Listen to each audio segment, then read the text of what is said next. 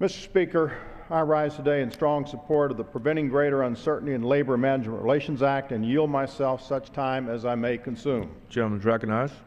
Thank you, Mr. Speaker.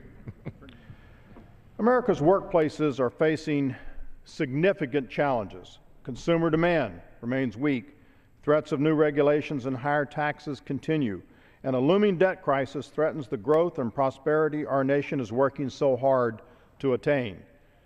Washington should not be in the business of making these challenges worse, and that is why we're here today.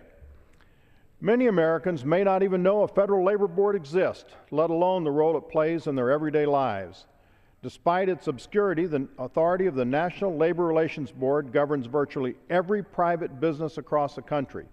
Our nation needs a labor board that will appropriately and responsibly administer the law, or else the rights of both workers and employers are diminished. Unfortunately, partisan politics have left the board in a state of dysfunction. A year ago, President Obama made 3 recess appointments to the board while Congress was not in recess. The President's action was unprecedented, and a federal appeals court has ruled it was also unconstitutional. As a result, the work of the board is tainted. Every decision it issues is ripe for appeal on the basis the board itself is not legitimate. In fact, employers and unions are now citing the recent court ruling as a reason why board decisions should be overturned. A story in the Wall Street Journal helps illustrate the real-life consequence of the President's recess appointment scheme. 5 years ago, a truck driver alleged that her union failed to follow the rules and assign her work. The NLRB agreed and ordered the union to pay the driver back wages and benefits. So far, the unions refused, and the current chaos offers a new opportunity to toss out the board's decision. According to the union's attorney, quote, "I'll explore every opportunity to make sure my client doesn't have to pay anything," close quote. This is the reality we now face. Unions, employers, and workers are forced to spend more time and money defending themselves before the board and in federal court. Our nation has relied upon the board for more than 75 years. Never has it faced this level of confusion and uncertainty. The current crisis began with the President's power grab, and it is up to him to fix it. Just this week, the President announced he was submitting 3 board nominees to the Senate for its approval.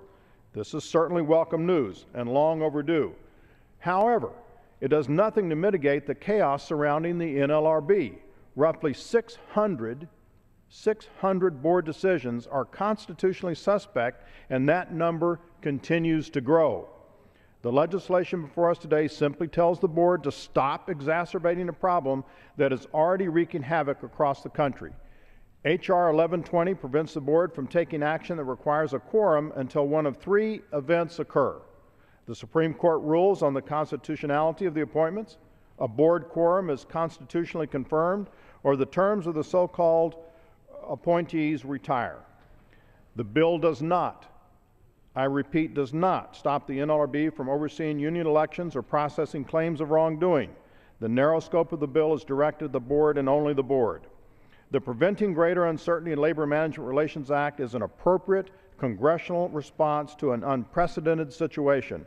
I expect we will hear a lot of false accusations today from our friends on the other side of the aisle, but I doubt we'll hear any denial of the serious challenges facing the board. The question then is this: should we do nothing, or should we advance responsible legislation that will help prevent further harm?